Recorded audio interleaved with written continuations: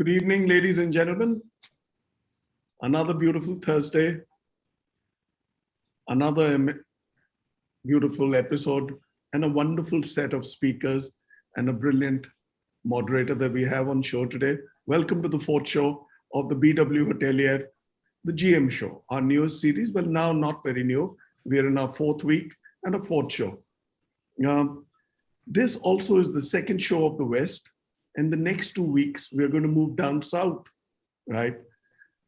And we will be hosting 2 shows on the south, and then we move on to the east, and then on to the central region, and back to the north.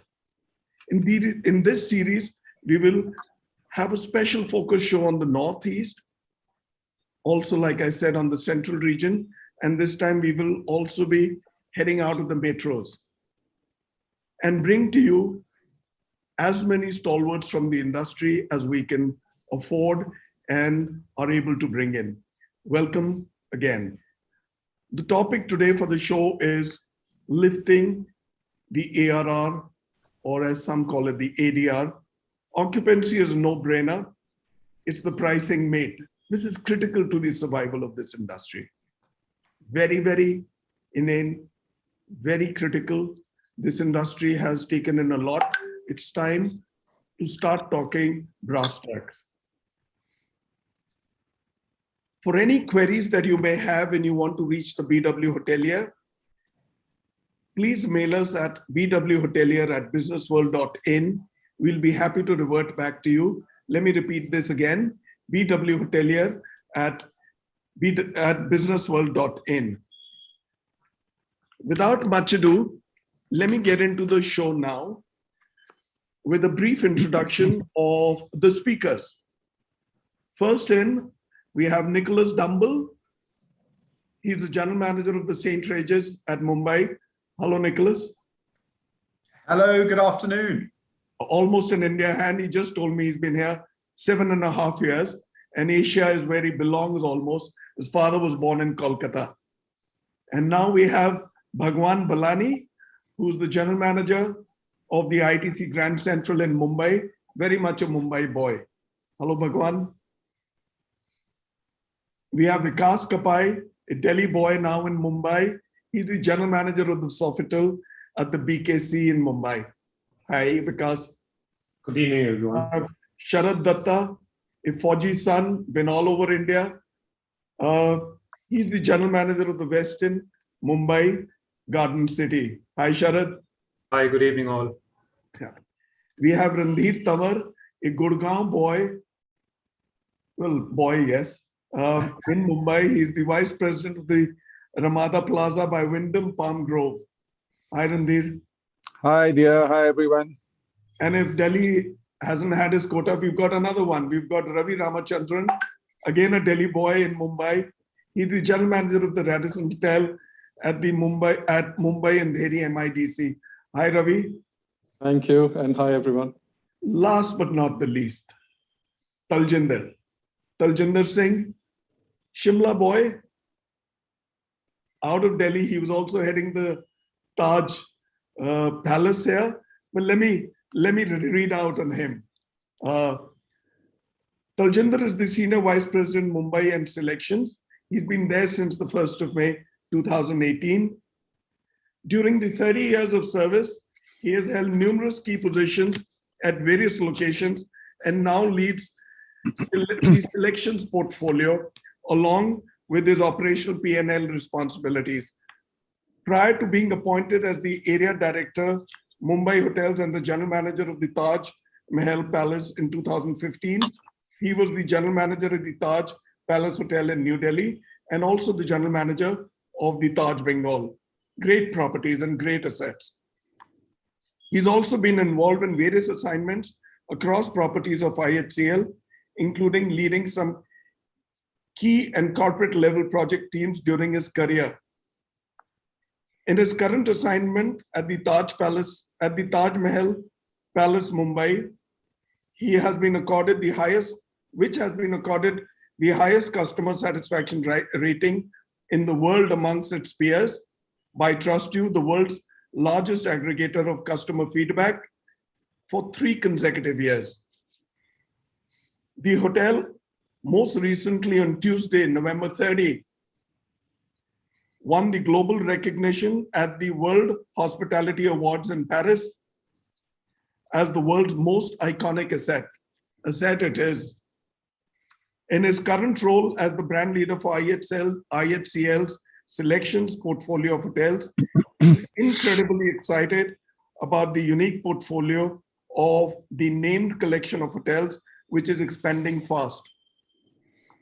Permit me now to hand over to Taljinder. Taljinder, your show. Thank you, Bhuvanesh. Too many words on me. I wish it was shorter than that. But thank you, and deeply humbled by the introduction that you've given. Welcome, colleagues and industry professionals. It's wonderful to see such an illustrious list of colleagues here to debate this fundamental question and give us their thoughts. And the industry has evolved, as we all know, from various terminologies, starting from ARR to ADR to RevPAR to TrevPAR. And it seems the world has come a full circle, because right now, all we are thinking of is occupancies. So time to discuss and debate when and how are the wheels going to churn once again when hoteliers begin to think of ADRs and rates and pricing as a strategy. So I think this is what we are going to discuss today, and we are greatly looking forward to hear from everybody what they feel about the current environment. Much further ado, let me do quick introductions for everybody, starting with Nicholas Dumbell, who's the GM at the St. Regis Mumbai. Nick is your typical extroverted, creative, and passionate hotelier whose guests and team easily warm to. A true multicultural global citizen born in Brunei to Franco-Mauritian and English parents who grew up as an expat in 5 different Asian countries, attended secondary school in the UK and completed his tertiary education with a bachelor degree at the Cornell Hotel School in the US. In his 21 years with Marriott, Nick has gained a reputation for using his creative flair to increase employee engagement, implement standards, drive customer service scores, build relationships with key booking channels, and grow hotel market share at award-winning levels. Nick returned back to his Asian roots in 2014 to lead the Bangalore Marriott Hotel, and then subsequently moved to Mumbai in 2016 as a complex GM for the Renaissance and the Marriott Executive Apartments Mumbai. At the beginning of 2020, he moved back into the luxury space to lead the St. Regis Mumbai. Welcome, Nick. Next is Bhagwan Balani, General Manager of the ITC Grand Central Mumbai, a seasoned professional with over 2.5 decades of rich experience in the hospitality industry. His forte lies in the maintenance of higher standards in the guest service delivery, business development, coupled with strategic, financial, and people management. He has worked with leading hospitality companies like Hyatt, the Leela, Hilton, and most recently at ITC Grand Goa Resort and Spa, a luxury collection resort and spa. His success lies in delivering the right metrics through a collaborative work style, hands-on approach, followed by an outstanding ability to lead a diverse team. Welcome, Bhagwan. Vikas Kapai, the General Manager of the Sofitel Mumbai. Welcome, Vikas. Vikas brings over 3 decades of distinguished hospitality experience as he diligently leads Sofitel Mumbai BKC, the flagship property of Sofitel Hotels and Resorts of the Accor Group. As the GM, Vikas's key responsibilities include planning, coordinating, and overseeing all activities of the hotel, ensuring the hotel's strategic growth and popularizing the brand's ethos in the country. We welcome Sharad Dutta, General Manager of the Westin Mumbai Garden City, a seasoned hotelier with over 2 decades of rich experience with brands of great repute like the Marriott International, Hyatt Hotels, and Oberoi Hotels and Resorts. Sharad has spent over 7 years with Marriott International He commenced his career in F&B operations before taking on his final assignment as GM with Oberoi Hotels and Resorts. Sharad has carved out an outstanding hospitality career, holds key leadership roles for a number of large players in the hospitality sphere. Following a stint of more than 4 years as GM of dual properties of Marriott and Courtyard in Hyderabad, he officially took up the reins at the Westin Mumbai Garden City in 2017. Let us also welcome Randhir Tanwar, VP Ramada Plaza by Wyndham Palm Grove, seasoned hotelier with over 3 decades of experience in hotels, resorts, and QSRs, passed out from IHM Chennai in 1988 and started his career with Hyatt Regency Delhi. He's in Mumbai since 2004 with Raheja Hospitality as Vice President for Ramada Plaza by Wyndham Palm Grove. His strengths include hotel operations, marketing, food and beverage, team management and financial management, and maintaining excellent relationships with stakeholders and franchisees. He's an avid traveler and likes spending time with family and friends. Ladies and gentlemen, let's welcome Ravi Ramachandran as well. He's the General Manager of Radisson Hotel, Mumbai, Andheri, MIDC. Seasoned hotelier with more than 33 years of experience in hospitality industry, having worked in food and beverage, food and drinks, and sales and marketing divisions across brands like JP, IHCL, Taj Group of Hotels, Hyatt International Hotels, and currently with Radisson Hotels. Currently, he heads the Radisson Mumbai Andheri MIDC, an upscale hotel in the very heart of the business district of India's maximum city. So, welcome to all of you, and looking forward to our discussion. I just want to quickly set the context, and having said that we are now at a stage in our lives where we are all, in a manner of speaking, in the same storm, different ships. We all have to maneuver our way through, and each one has their own distinct style and strategy to do so. And in the current context, when the economy shifts the way it has shifted, under the conditions that it has shifted, hotels must focus on the correct demand indicators for the specific markets. And whatever little demand is there are multiple players who are up for it and want to deploy various strategies. And in the past couple of years, the marketplace has truly turned out to be a C2C market space and such, where consumers are advising new customers on where are the best deals, where is the best value, where is the best service, and what is the kind of pricing they should expect. So it's no longer a B2C kind of space. It's even evolved and matured in a kind of C2C space. And therefore, what matters today to people is value and how value is delivered. So having said that, and having seen that consumers are now conditioned to shop via multiple distribution channels, online, offline, to find their best value, what is it that hoteliers of today, and what is it that our peer group, which is sitting here on the panel discussion, feels about certain issues?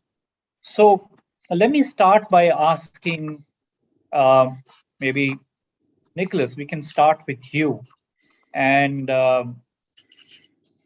my first question, therefore, basically is centered around the industry and the state of the industry, as I just kind of tried to articulate in setting the context. And for a long time, the industry's been on a song. We've been on a roll. Markets improved year on year, and there's never been a crash. But 2020 seems to have paid put to all those plans and an end to the dream run, in a manner of speaking. So is that a correct assessment according to you? Thank you, Taljinder, and thank you for leading us this evening.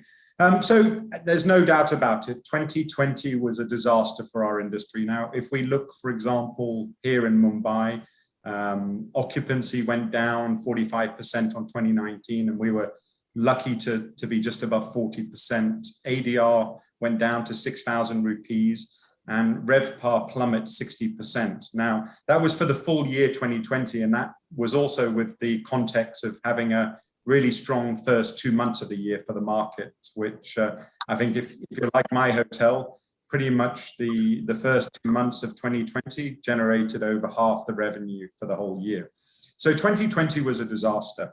And I think we've all been fighting to find ways to drive our business forward, to drive the top line up.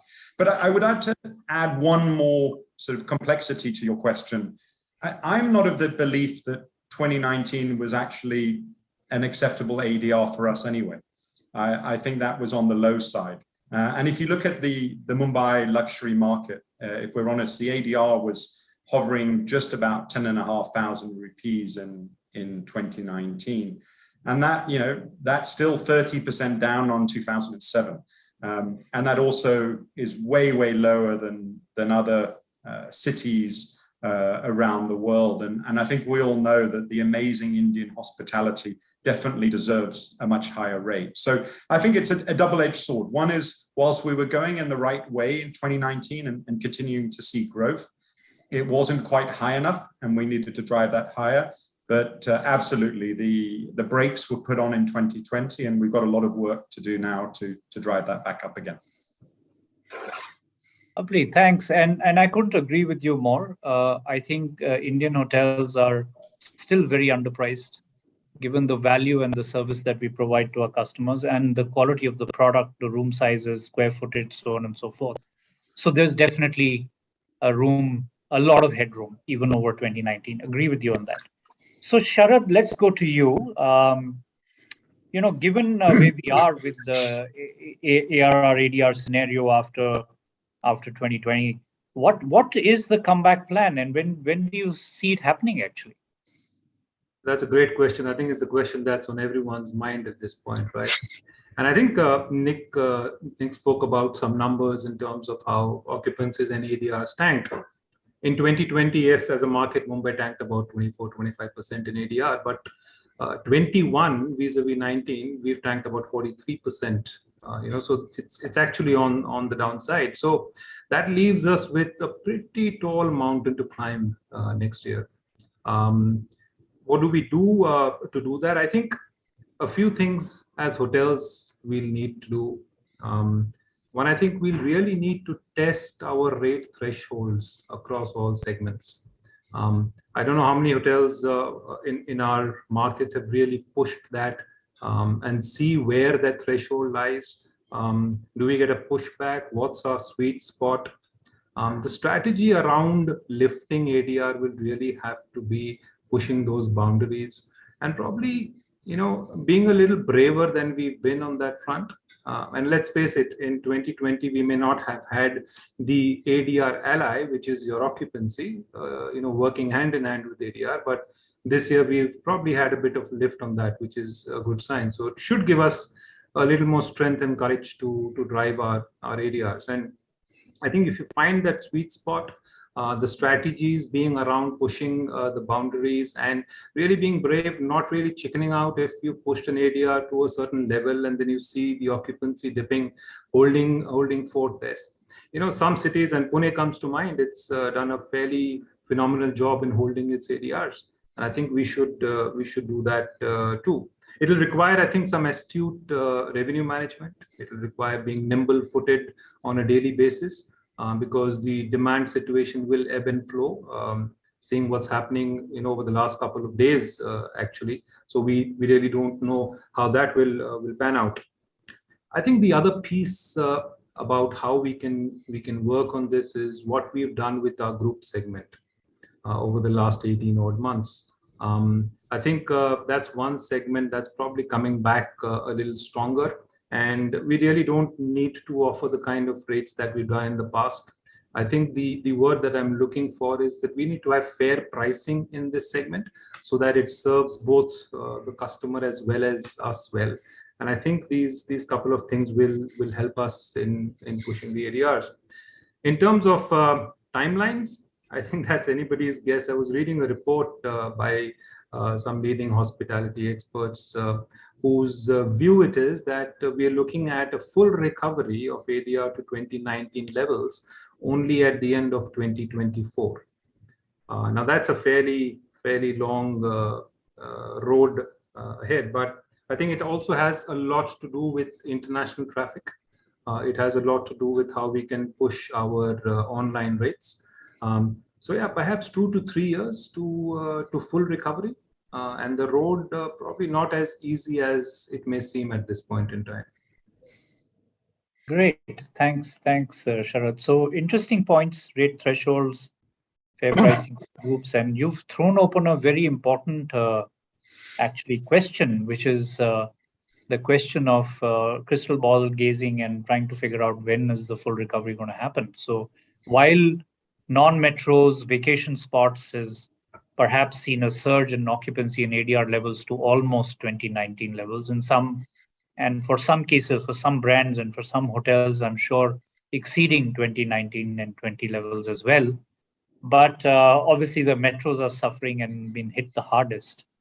But my question, Randhir, is for you on this, is that do you think it's true or false that it's going to take that long, 2024, to achieve 2019 levels? Because there is a lot of pent-up demand. There is a lot of pent-up plans which have been deferred by business travelers too for metro cities. We've seen a surge in the recent past when things were almost normalizing. So do you think it's true or false? It's going to take us that long? And No, how do you make up for that hit? Okay, now, while you earlier had mentioned that the leisure destinations across the country, including the non-metro cities, had seen a big time, pull up on their ADR and occupancy. Now, we as the city hotel had to go back to the drawing board to re-strategize ourselves.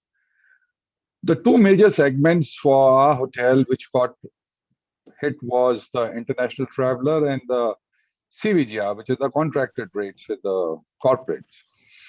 Now, for us being a totally business hotel, we had to, re-strategize ourselves to leisure segment, and so in that we had floated some staycation packages. We had promoted some, honeymoon and, weekend packages just to stay in the market. But lucky for us, in about a month and 2 months back, probably, when this relaxation.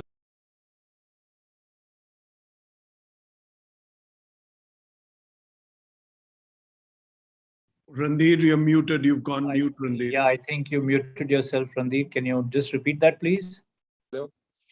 Yeah. So they had started some water sports activity. This has helped us in picking our occupancies on the weekends, which earlier being a business hotel, weekend was a low occupancy. So that has really helped us. Now, besides that, we had also floated some work from hotel packages. We had marketed them on the social media, which gave us, considerably good results. Further, we had explored and we were quite lucky and we did good business in, in the sense that our business center, we had offered our business center spaces for office spaces to, small corporates and business houses. So this, gave us a back-to-back booking for nearly 2 months. Now, finally, coming to the challenges, let me tell you how do we make it up for that. For challenge for us is getting back the corporate segment, which is the CVGR segment, we call it, into the pre-COVID contracted rates. You see, pre-COVID contracted rates, but during this pandemic, we had to offer them an ad hoc rate.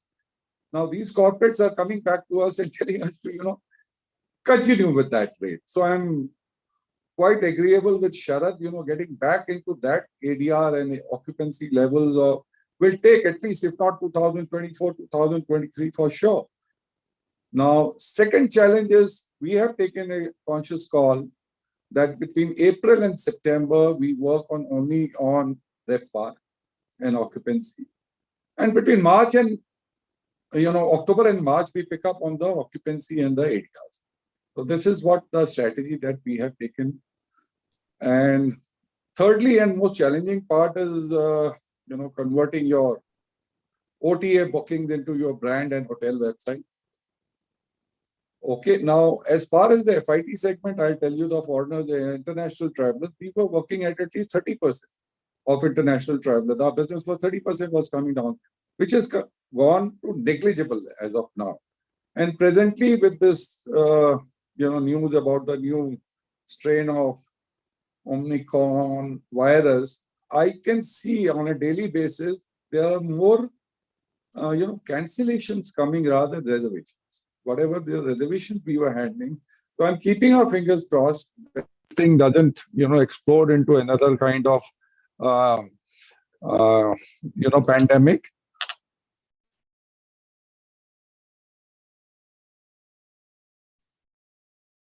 Okay, thank you, Randhir. So let me slip one in for you, Randhir, Taljinder. Okay, yeah. All right. So it's all, I at times feel neglected, right? So I need to step in. All right. So Taljinder, you have a great portfolio and a good view out of Mumbai, right? For the assets that you handle and the geography. 2021 has got us truly think out of the box to build up both on efficiency and opportunities. What are the revenue streams that will help us fill the gaps created by the vanishing segments and ARR and ADR? Okay. So actually, when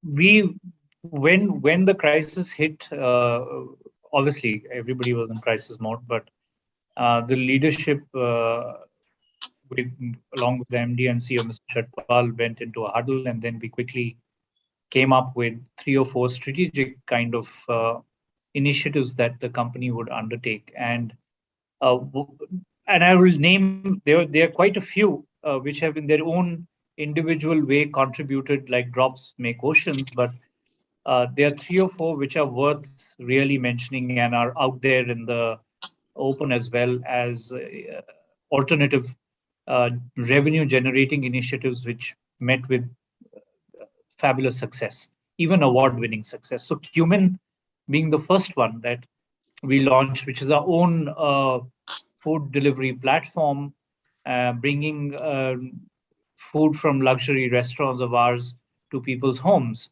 So we got off all the other platforms and we created our own platform at like lightning speed, along with partners with Tata Digital and our own cross-functional team within the system to launch that really, really quickly as a phone app.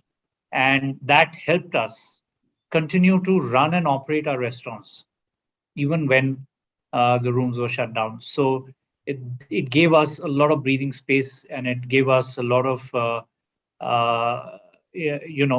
impetus to actually generate the revenues to keep us in the survival mode. The second one was a plan. As soon as things began to open, there was a very innovative rate plan, which was famously known as the 4D plan, the Dream, Drive, Discover, Delight, which was launched. And that was targeted specifically anticipating the fact that the first travelers will be people who will be driving to driving destinations.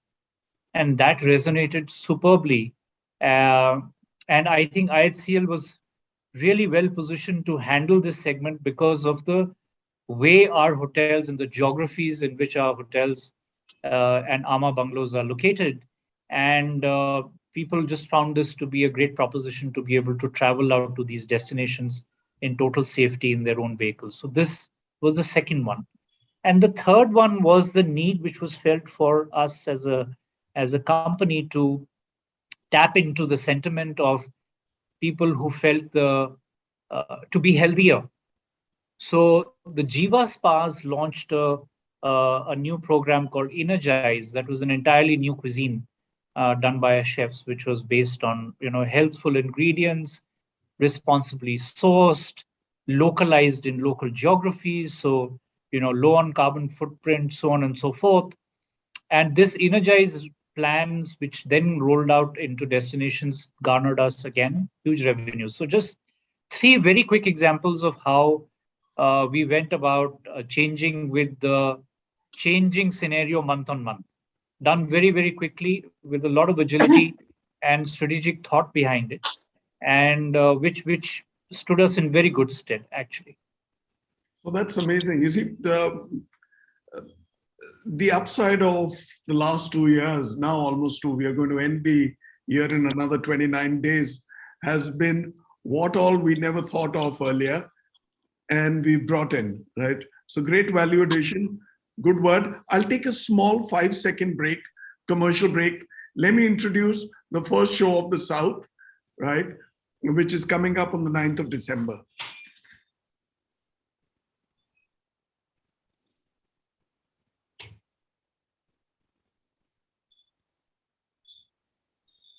All right. Thank you, Salman. Over to you, Taljinder, for the next. Yeah, great. Thank you, Bhuvanesh. So let's continue on our quest to find the answers. And my question now is to Bhagwan. It's a rather longish question, so pardon this. Is, as filling up with higher occupancy the right way forward, given lower ADRs, is that more a tactical approach than a strategic approach? What are the repercussions of adopting such an approach of just going volume route at low rates? And isn't that going to make lifting the rates a very, very tall order? So that's one thought in question at the same time. And the second one, as a corollary to this, is that given that the thinking is more or less volume and filling up, and us standing at this crossroad of lifting revenues, dropping overheads, as an astute general manager, how will you navigate these crossroads between so many factors of costs and occupancy and volume and quality and lifting ADRs? Thank you for that lovely question. Increasing revenue is a need of the hour for every business in our country and across the globe. Commenting on the strategic approach of filling up the hotel at an attractive rate, which delights the right clientele, is a key for all of us in driving our business growth. But taking on the occupancy route, which you just touched upon, is completely to pick up business is extremely easy. But at the same time, I would say it's a rough-edged sword, which will influence the guest experience and also the positioning of the hotel to a certain extent. We would indeed value and follow a balance between the segmentation and the positioning approach. While the rates are slightly muted, but not compromised as a strategy. Coming to the second part of your question, we would continue to ensure a fine balance between lifting revenues and rationalizing the costs. Our first priority has always been to ensure that our guest experience is seamless. So costs have no doubt seen an increase with the safety measures implemented in the current pandemic. However, we've been quite successful in rationalizing these costs and bringing in efficiency whilst certain cost sets are being worked upon in close conjunctions with various departments. On the other hand, be it our food and beverage, be it the sales, driving the room revenues, the revenue managers who's looking at all the online performances, through the websites, to the online travel channels, Lavendria sales, takeaways. So through all of that, the team works relentlessly, driving the right segment of business is a key to it. Thanks, wonderful. Driving the right segment of business and of course, keeping an eye on quality, balancing it. Good thoughts. Thank you so much, Bhagwan, for your thoughts. So over to Ravi. And I have a tough question for you, Ravi. It's not related to ADR, so on and so forth, but it's related to our OTA friends. So while OTA is an opportunity, and given the nature of the OTAs, they are sometimes catalysts for really pushing down the prices and pushing down the ADRs. Yet we all know that it's very difficult to live without them in today's day and age. So how do you think we can handle this challenge, and where is the balance? And is there going to ever be a balance? Great question. Thank you, Mr. Singh. And I'll take up on the word devil. First, let me create a story for you. You're sitting, we all are general managers, we were sitting with empty hotels. We didn't see the next room night coming in from everywhere or anywhere. So the devil gave you that alternative. I will give you the business, but at lower rates and higher costs. So what did we all do? Actually, we jumped at it. So in our situation, while I believe this devil was God sent at that time and moment. Now I understand what you meant, and like OTAs who probably bring down the rates and ADRs and ARRs. I strongly believe it is in the heart of the hotel or the hotel's revenue and commercial teams to be able to actually decide whether what do they really want to do. I mean, what is their strategic or tactical approach towards online travel agencies? They can definitely, they could, and they will, and they can use them to their benefit. So I'll just talk about what comes to me on top of my mind is that increased distribution and enhanced reach to the tertiary city could not have been dreamt, but the business which was available was from those cities at such time. The businesses were small. The SMEs were the ones who were actually traveling and giving hotels the business. So I think the benefit was largely there. And with the loyalty and the subscribers they have, the large base of subscribers these online travel agencies have, I think any brand or hotel would love to leverage on that. So now that is one side of it. So what could be the challenges, as we spoke about the challenge in that question? I believe these rates are non-confidential. They're visible to everyone, including your competitor.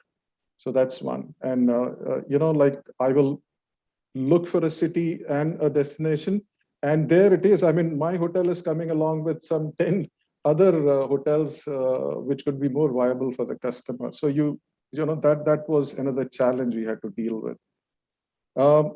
While we were all struggling, every hotel was ready to give a higher percentage of discount. There are various methods of giving discounts to these OTAs, as all of us know.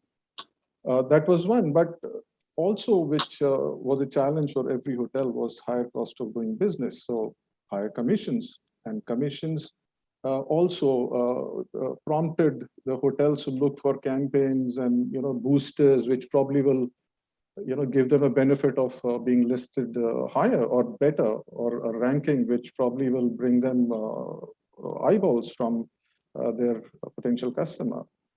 So now OTAs are there to stay, and as we speak, they have evolved. They've evolved so much so that so many businesses related to hospitality they have also gotten into, which probably also what the pandemic has taught them. So homestays, which was never their game; visa services, which was never their game; chartered flights. Imagine activities like food tours, gaming and adventure. I mean, some interesting thoughts come, which probably hotels should, develop and maybe,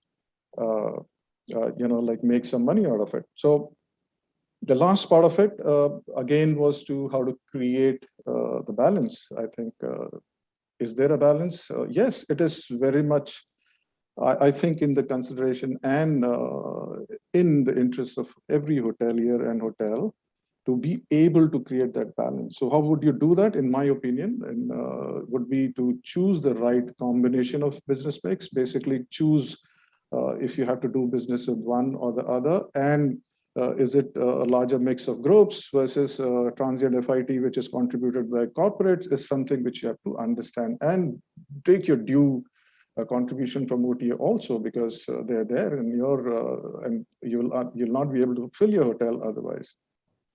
Another aspect would be that don't give an opportunity of having different rates at every different avenue. So rate parity would be the prime objective of every hotel professional, to be making sure each platform, OTA or their own brand or anywhere else, have a rate parity, so that they look at the rate and they see that there is no difference between one or the other.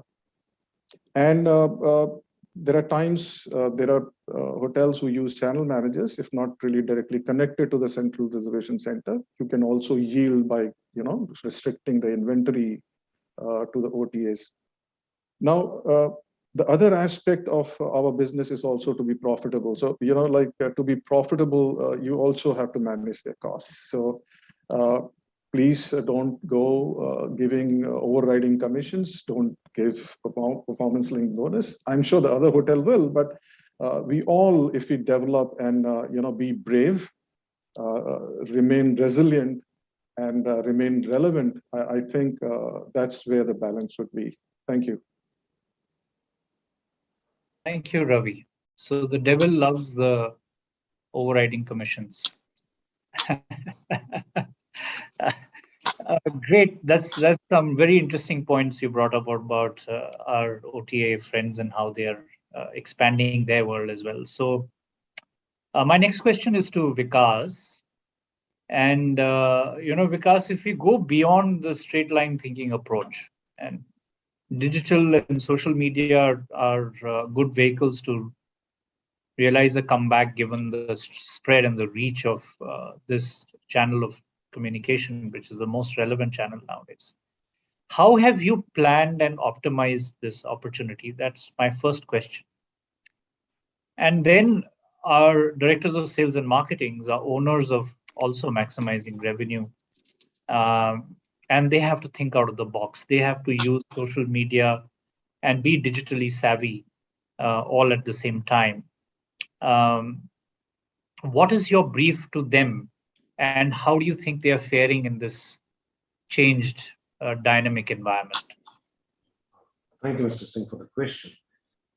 Digital and social media in particular, they have become a driving force into reservation making by our clients these days. All bookings are inspired by the medias. The granular monitoring of the data and the trends in the consumer sentiments has always been an important strategic planning. Given what situation we are in currently with the pandemic, I think it's becoming critical, more and more critical for our hoteliers to actually have a new thought process and think differently, and what exactly is a consumer will be thinking post this pandemic, will be feeling, saying, and doing. So it's a complete new change that we have to adapt to. At Sofitel, we are not just using our digital platforms for doing the regular hygiene, or you could say the vanilla wish kind of a thing. We're using a holistic 360-degree approach, wherein to our strategy to make it more relevant to our clients. We have got a couple of promotions, like our All Safe promotion that went off was more, not just dance and video, it was more interactive kind of a thing with the clients. What we started doing is look at our clients' requirements and then plan food festivals. That's a new approach we hoteliers are taking on, because everything has to be combined together to hit our target audience using our social media or the digital media into it. And showing good results. We have now started doing interactive promotions and have separate pages or handles for at the social media thing. So all this is helping us. Towards the second point that you asked me was about getting DSMs involved into thing. I think 7-10 years ago, this was not even there in our thought process of recruitment or talking to our people. Now we have to have a separate SOP, which is a ever-evolving thing for our sales team and people, that we need to set targets for this specific segment. So this has become a segment by itself. And what is good of the segment is that now we can interact with our people, with our consumers, with our guests, and we can revert immediately, basically. And this is also a good revenue producing stream for us, which is very, very cost effective. So our DOSMs have now to sit and actually plan it out, and how, like other strategies for various segments like the corporates, travel agencies, this would also have a separate global strategy attached to it. Thank you. Thanks, Vikas. Interesting points on targets for DOSMs for social media, and also checking on ROI that they are able to get from their social media spends is the new way now in current times. Thank you, Vikas, for your inputs. Once again, back to Nick. And while we did debate, or we did have a couple of comments on this question of comeback on 2019, and I think I'm going to ask you again, what do you feel about it? But I'm going to add one more small question to that, and that is that how do you think, and what do you think is the role of brand positioning in playing this ADR lifting game? And do you see some form of that play helping bring back some form of normalcy for at least the discerning set of customers who are looking at experiences and not just rate as the way forward? Thanks, Taljinder. Yes, great question. I mean, I'm of the belief that we are going to come back sooner than we think. I think 2023 will be above 2019. Maybe I'm being a little optimistic in this, but that is my feeling. I think there's no doubt about it. There's some key things that have to happen in line with international travel. We talked earlier about the importance of international travelers driving that ADR up, and that will support us. Volume is not an issue. We've just finished last month here at the St. Regis, where the reality volume is only down 14% on November last year when it comes to rooms sold, F&B covers, etc. So volume is coming back.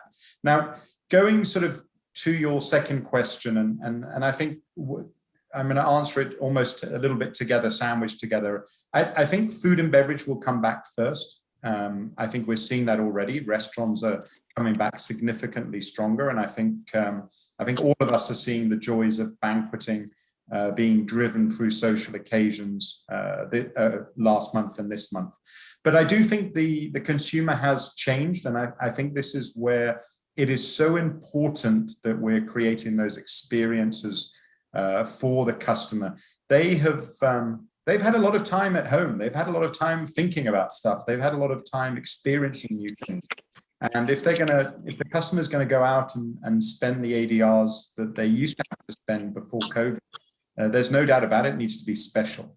And we need to embrace that new expectation. We can't be saying, well, the ADRs are down, so you don't need to provide the same services that you did before. If I get a discount on an airfare flight, I still expect the same experience. It really doesn't matter. My brand promise is what I deliver. And I think as general managers, we're going to be instrumental in ensuring that we maintain those standards and ensure that we're delivering, amazingly special and personalized experiences to our guests, because that's the only thing that will bring them back and bring the loyalty that we need. So 2023 will be back. Next year will be a little hard, but I do think F&B and banqueting is looking strong.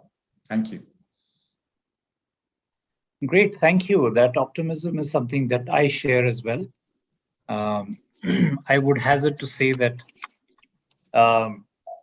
2023 will definitely and should be better than 2019. So agree with you there. And of course, customer expectations are not going to change, pandemic or no pandemic. Anybody who pays the price for a brand will expect the works. So, so over to Sharad once again. Another question for you is that, is patience a virtue or a burden? when it comes to pushing rates versus occupancy in the face of organizational or owner pressures.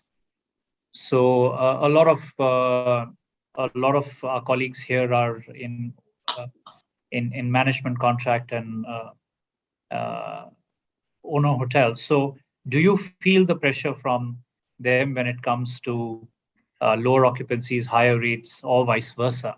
What do you feel about that? So, I think when we speak about patience, I think we've been patient enough for far too long. I think that's wearing thin. And if it means that good things come to those who wait, it's not going to be that way. Good things will not come to those who wait. We'll have to action, we'll have to commit, we'll have to persist, and we'll have to persevere in regaining whatever we've lost. I think most of us as a forum, we agree that occupancies are not that much of a challenge. And, when I speak specifically about, let's say, Mumbai market or my hotel, we've always had fairly good occupancies. But that's not what's going to take, an extra buck into the bank. It's going to be the ADR.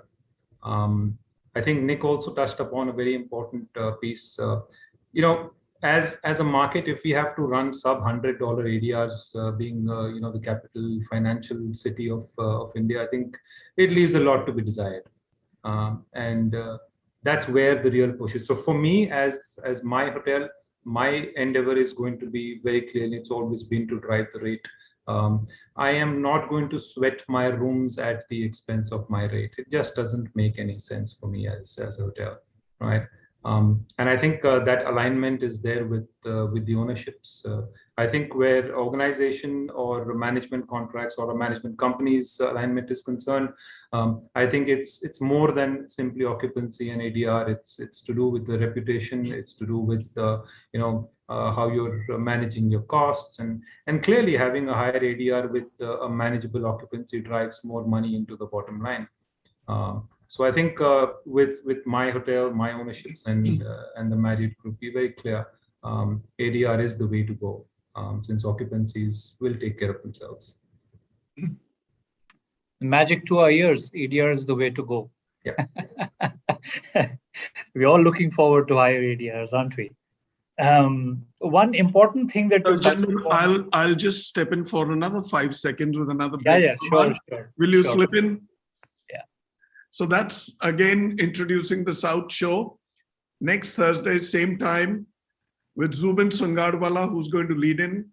Right, we've got Gautam Minglani, we've got Sharad Puri, Srijan Vadhera, Madhav Sehgal, Ryan Arana, and Rakesh Sedi. All right, back to you, Taljinder. Yeah, Bhuvanesh, so I was going to say that one thing that Sharad just touched upon was costs, and my question therefore is to Randhir now, is that without compromising on service and guest experience delivery, what are the cost-cutting measures that you've implemented and yet kept your nose above the water, in a manner of speaking? All of us have adopted some measures or the others, but can you give us some examples of what you did and still kept your head? Now, without compromising on the guest experience and yet following all the COVID protocols, we had to take some hard decisions, because if you talk of big ticket expenses, it is your HLP, your heat, light and power, and your salary wages bill. Okay, in terms of salary wages, we started right from the time we reopened. We were shut for 4 months. That we started multitasking, which means, front office people were also assisting housekeeping team, housekeeping was assisting front office, and vice versa. So in that way, what we had a pre-COVID staff to room ratio of 2.2, which we managed to bring it down to 1.7, and we are continuing with that. So that brought our wages, kind of under control, very much less than what we were at the pre-COVID time. The next big thing that we took is, we call all these AMC people, the big ticket AMC contractors, like your elevators, lift, AC plant. So we had a one-to-one interaction with them. Over the years, we have been giving them a 5% to 6% jump from the last year. So they have been very nice this time. So what we did is rather, we convinced them to reduce the cost, which they all bluntly refused. Even they suffered during the pandemic. So what we got done was, instead of 12 months, we extended their contracts for 15 in some cases. In some cases, we extended for 18 months, yet keeping the price same, whatever the contract value was. This was the second. Then most of the outsourced, we had a lot of outsourced, services like cleaning of air handling units, fan coil units, the cooling tower, fans, the CCTV cameras, everything we started doing in-house. Now my security team is in charge of the CCTV. They do the servicing, maintenance, everything. My, maintenance people are looking after all the cleaning of AHU, FCUs and all, including the PNG boiler. Now this is, now the third and the most important is how do you break down the electrical unit, the power bill.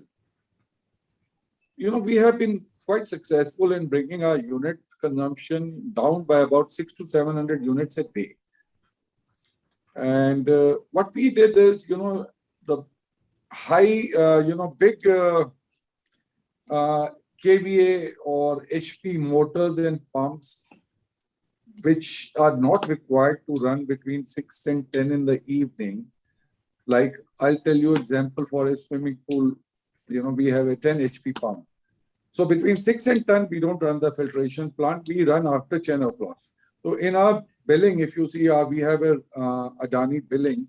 So there's a tariff of the day, DOT, that kind of a thing. So if you run your units consumed between, 22 hours, which is 10 o'clock till 6 o'clock in the morning, you get a rebate on the billing.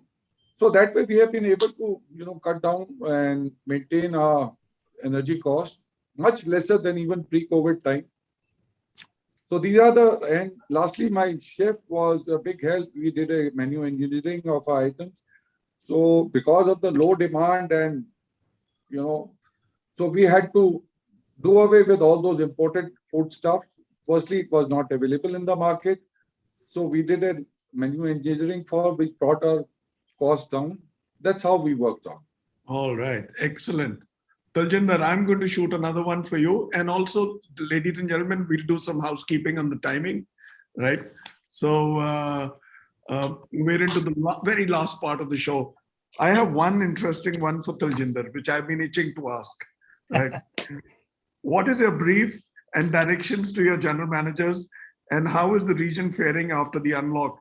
If you can summarize briefly in bullets, just bullets, the few steps that you've undertaken. So, okay, quickly, I think the one message is that if we don't expect to board an airline when the rates are low with a trainee pilot, then we can't expect our customers to come to us with half-baked safety and security measures. So safety and security remains at the heart of customer centricity and the approach at IHCL and all, whether it's my portfolio or not, but that's the heart of what the company is focused on at this point in time. Then the other thing is that my brief to my reportees is that the customer has become much savvier today. They know how they don't want to spend their time searching for information. They don't want to spend their time searching for rates and best value. They expect that their needs are going to be met and even anticipated in advance. So we have to simplify our offerings. And the one way that we've used is to provide best rate guarantees on Book Direct, which is our own website, and the customer gets that assurance. And also the simplification of the offerings, which caters to this new blurring of the segments of travelers, because it's no longer possible for us to know from an OTA booking whether it's leisure, whether it's business, whether it is business come leisure, or whatever else have you, or it's a bereavement travel. So a simplification of an offering so that it provides the right value to the customer is the new challenge in the absence of the blurring in the absence of clear segmentation and not knowing the purpose of travel. Then finally, two more things which are pretty clear is that, be flexible, be empathetic, because as I said, you don't know whether the customer is actually coming to stay with your hotel for a bereavement. And that was at least the scene 5-6 months ago. Today, it's obviously better and nicer and pleasanter. But back then, we had to teach ourselves to be empathetic, to listen, and not just to go all out in full cheer, and be flexible in our approach. And then finally, be better with our relationships. We've had strong relationships. Be better with them. Show flexibility, and be thankful that the customers and your relationships are coming back to you in full force. In a nutshell, I think in a very simplified manner, this is our messaging and my messaging to everybody on my team. Yeah, excellent. That's brief. So now back to you. We have our last three. Yeah.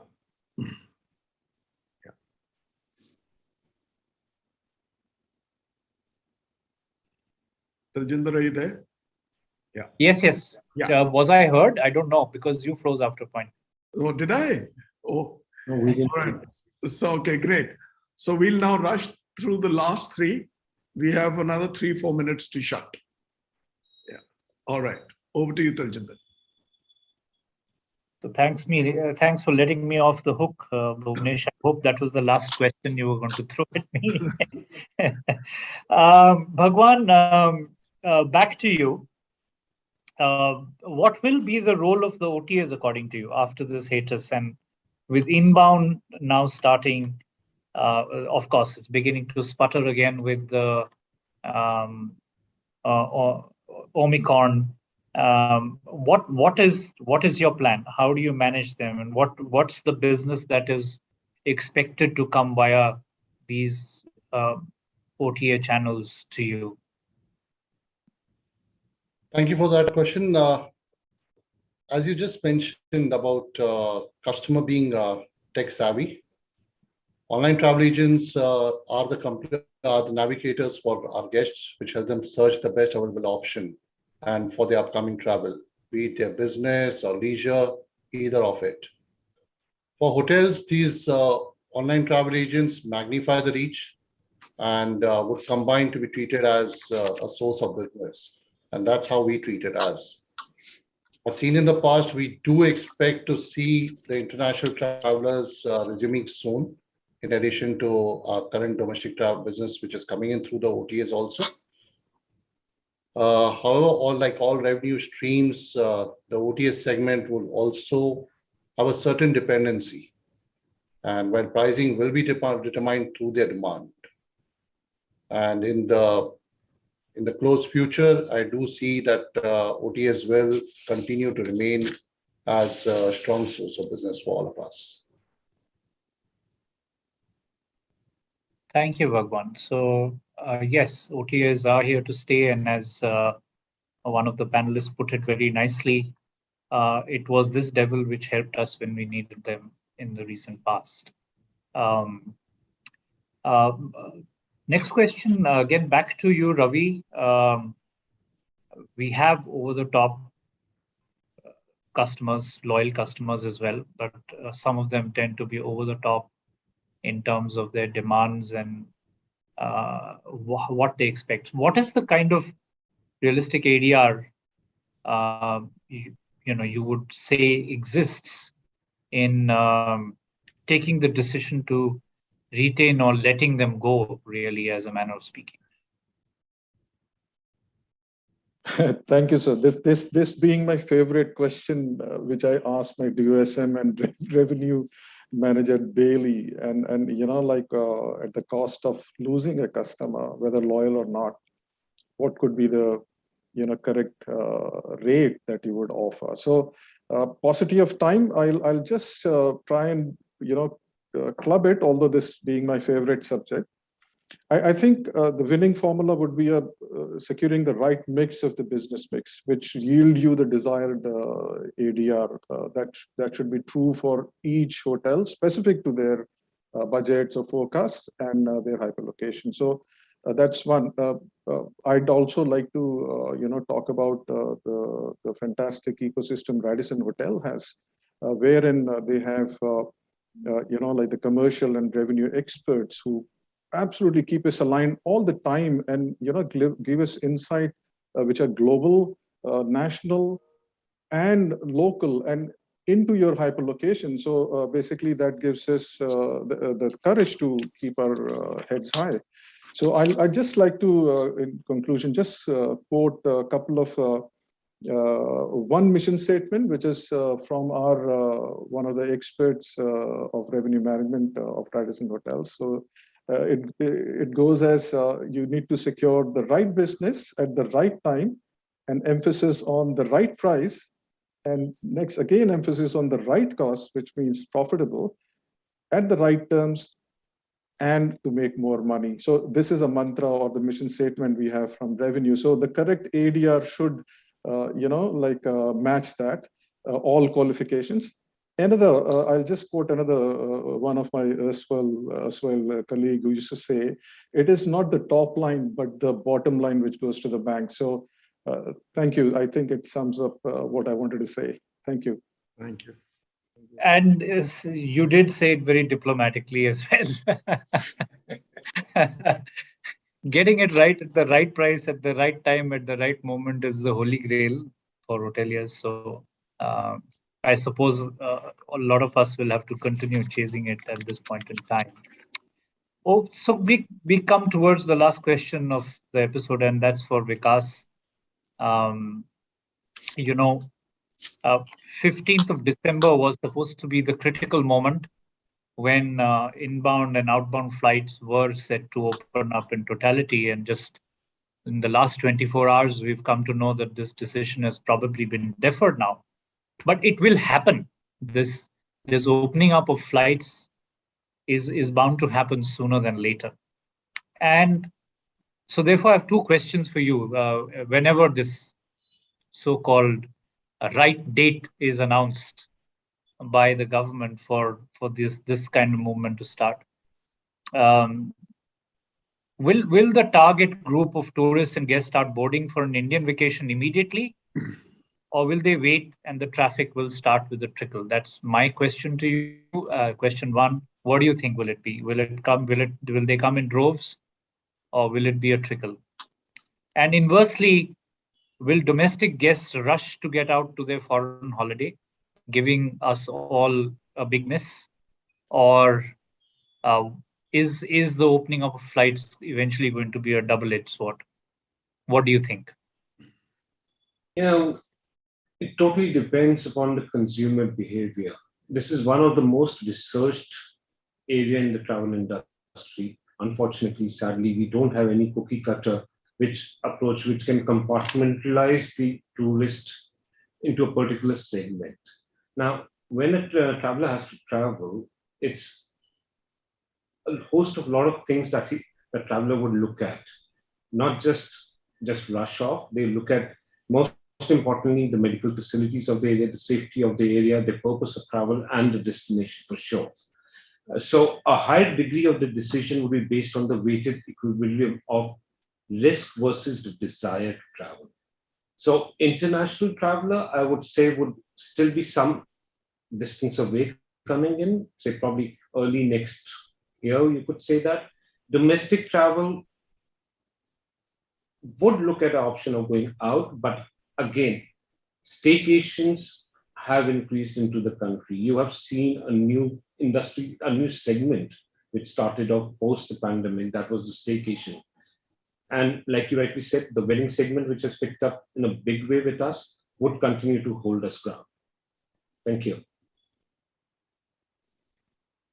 Thanks so much, Vikas. So I think we are towards, I'm done with the questions. Bhuvanesh, do you think I can quickly sum up? Absolutely. What we've... Absolutely, you sum up. So some great pointers I've picked up, and I'm just going to quickly try and summarize, and I hope I do justice to a lot of insights that have come testing rate thresholds becomes an important aspect of our journey going forward to see where we land up. And until we don't acquire the courage to test the rate threshold, we will continue to be pushed down by the consumer because the choices are many. That's one. Another, of course, key theme is that we need to follow a balance between the segments and the pricing for the segments, and not ignore the devil, because the devil does also counterintuitively help us when we need their help. So the devil here is important, which is for the OTAs, and adopt a 360-degree approach towards social media marketing and in getting the necessary ROIs, because that is where we can be the quickest in the market, and those who are quickest in the market will get a larger share of the pie. Another theme that emerged is that we are all being optimistic, and we are hoping that the turn back will happen later than most consultancy firms are having us believe. Not 2024 in India, but 2023, and hopefully even sooner is the wish that we have. And that, of course, brand positioning and providing value to the customer is going to be a critical element in individual hotels and brands being able to push up their ADRs to derive better bottom line results, which is what matters, and which, as a panelist said, it's the bottom line that goes to the bank and not the top line that goes to the bank. And having said that, I just wanted to share two of my own thoughts in concluding. And that is that I believe that human beings are perfectly irrational in their decision-making process. And therefore, if people are predicting that it's going to be a trickle and not a flow, then it's likely to be the reverse. It's likely to be the flow and not a trickle. I do believe that everybody, all of us seated here, want to get out for that one holiday which we and our families are missing out on. I do believe that business deals are still going to be made face-to-face. And when it comes to scouting for business and doing that merger or that acquisition, it will need that face-to-face interaction, because that is what builds trust. A Zoom call, with due respect to Zoom, does not do the trick yet, what a personal in-face meeting does. So these are fundamentals of human beings: the need to travel, the desire to see each other. That's not going to change. And when things begin to normalize, it's probably going to be a rush, because we are perfectly irrational human beings. And the second thought is that, and that this is here I quote Sir Martin Sorrell, where he said that consumers do not think how they feel, they do not say what they think, and they don't do what they say. Now that's a tough one to crack.